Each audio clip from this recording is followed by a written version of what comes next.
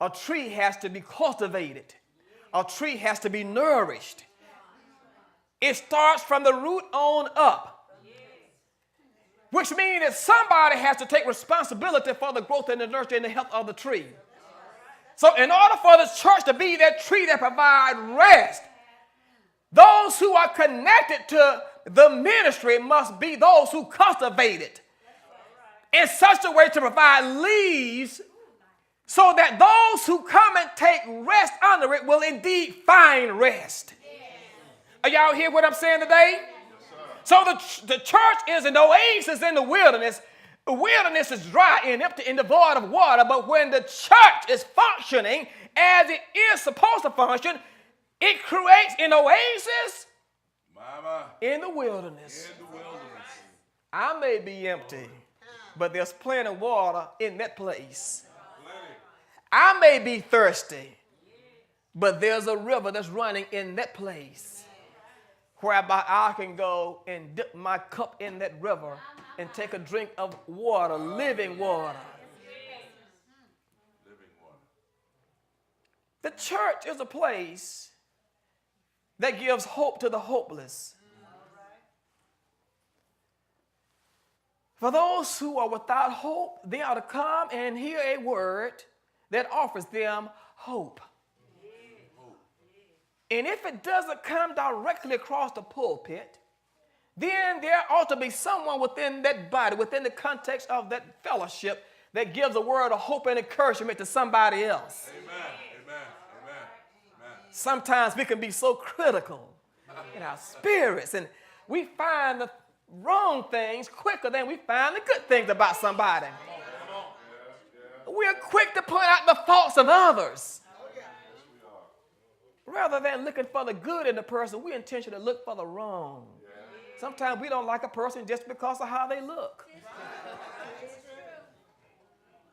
A person can't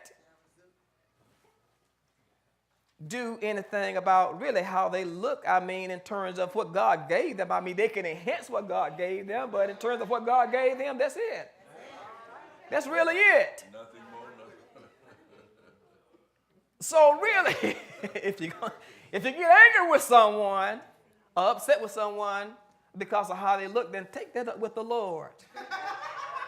Because after all, it was God who made that person. Yeah, it is. The person did not make themselves. God made them.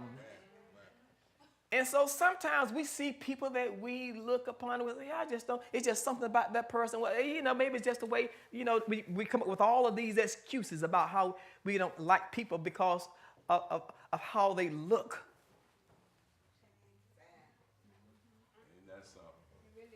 God made that person. Yes, he did. God made that person. Now, there are some things you can enhance about your looks. You can accentuate what God gives you. But there's a lot of things about you did not decide. God did. And so therefore, you have to be confident and feel good within your own self to know that this is how God made me, and this is who I am. Take it or leave it. This is it. This is it. Yeah. And that'll keep you from jumping through hoops trying to be somebody that you're not. Just be who you are. So that's why when people come to the place of rest and the place of solitude, a place of comfort, a place where there is running water, just accept them for who they are. Amen. Amen. Accept the way they look. Accept their body shape, their body styles, accept how the height and all of that. Whatever it is, just accept that. Even accept their tattoos and the piercings. Mama. Accept that. You have to learn to accept things because you really can't make a person do anything they don't want to do. Amen. Amen. Amen. If you really want to get a person out of some things, just love them. Love them. They'll start to divesting themselves of those things as you love them. They're looking for acceptance. acceptance. So the church ought to be a place where people are accepted, where the trouble can come and find rest, and where those who are hopeless can find hope.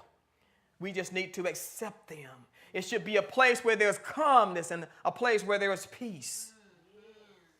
Look what David says about the Lord in a place where the saints gather, when the saints come together. Look at what David says about that.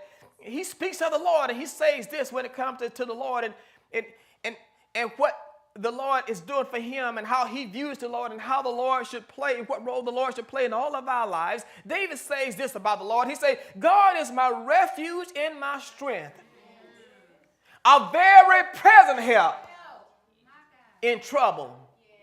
That was David's perspective of God. He's my refuge and my strength. He is a very present help. Present help. Present help.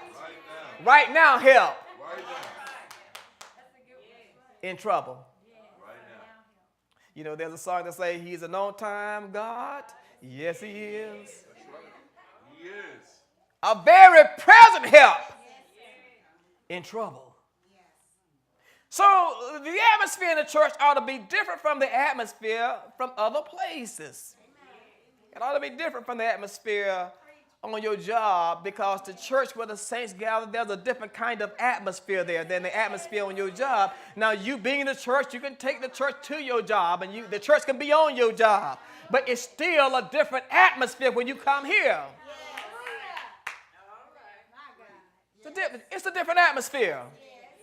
It's a different atmosphere. The atmosphere in the church where the saints gathered ought to be different than even that which is on your job, that which is in other places.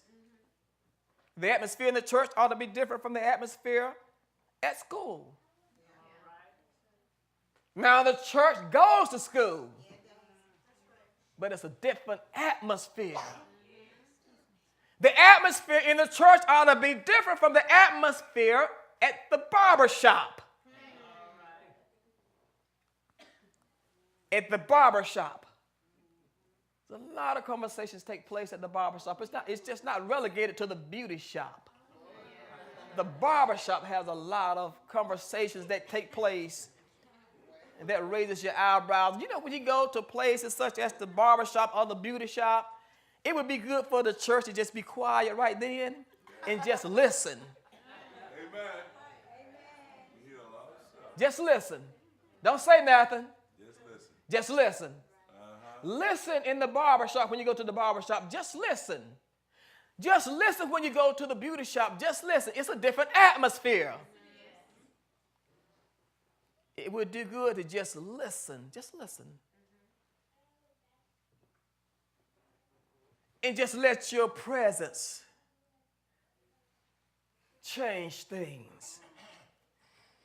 And when the time comes for you to say something, you'll know how to answer or speak appropriately.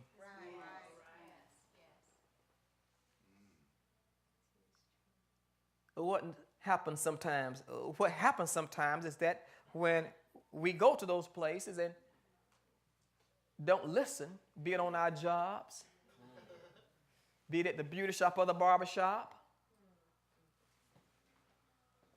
or even in our homes, we spend too much time talking and not enough listening. Just listen. And we're all guilty of it. That's right. Especially when it comes to our children. We like to do a lot of talking. You're not the only one, Brother Bill. I'm guilty of that too. Just ask my sons about it. But I'm really learning to just listen. And the more I listen to them, the more they make sense.